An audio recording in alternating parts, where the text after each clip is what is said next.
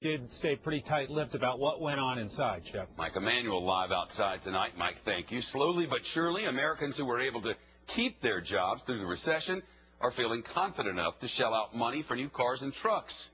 That's what the analysts are saying tonight after automakers reported their November sales numbers. The big three all reporting double-digit gains compared with the same period a year ago, when GM and Chrysler was still adjusting to life after bailouts and bankruptcies. Meanwhile, automakers have been calling electric cars the wave of the future for years now. But going green this way also means watching mileage, planning ahead to find a place to plug in and recharge. Now, some companies are racing to install car charging stations in places like parking lots and garages. Analysts say it's a growing business that could bring in up to $12 billion over the next 5 years. Phil Keating's on it. He's live in our South Florida newsroom tonight. Hey, Phil. Hi, Shab. As more drivers unplug from the gasoline grid and plug into the electric grid, we're going to see a whole lot more of these signs for places to power up. But that also means a greater demand on electric companies, some of which wonder whether we have enough juice. Don't act like you're driving. John and Bonnie Osher just bought a fully electric Tesla Roadster, and they're already battling over who gets to go green first. And that it's fully electric, that we don't have to go to a gas station again. Ever. Ever. Ever, ever. And now that the Chevy Volt and Nissan Leaf are rolling out, utility companies across the nation are assessing their readiness to handle a surge in demand and avoid blackouts. The Electric Power Supply Association reports utilities are confident that won't happen as long as the move to EV is gradual. The still young electric car culture does have its own unique issue that's still affecting sales, and that's called range anxiety. And that's the fear of running out of juice, ending up over on the side of the road before finding a spot to plug in and power up.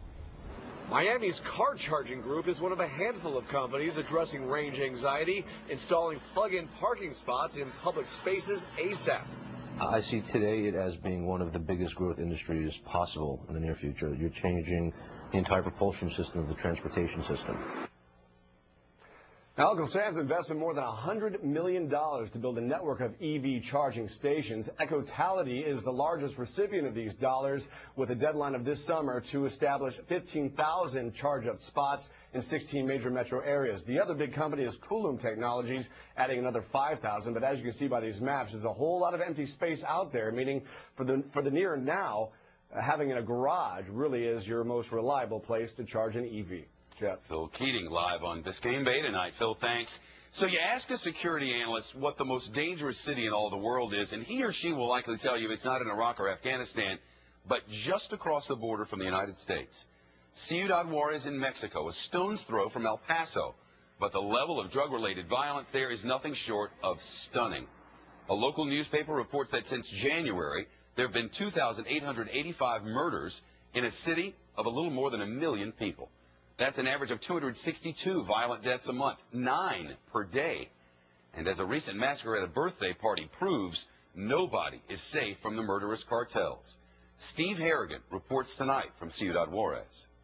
Shepard, where I'm standing is just 10 minutes from the U.S. border, and this house has really changed everything in Mexico. I've got to caution our viewers. What we're about to see are some graphic still images, because what happened here was a massacre. It was a 15-year-old's birthday party. 3 gunmen came in shooting. You can see the bullet holes numbered all along here. They fired 70 rounds in all, and really they slaughtered teens. The youngest girl, age 13, 16 people killed, more than a dozen wounded, and there was some confusion after this event. Was it a mistake? Was it random? After more events like this, it's become clear to the people of Mexico that this is a deliberate attempt to terrorize the population.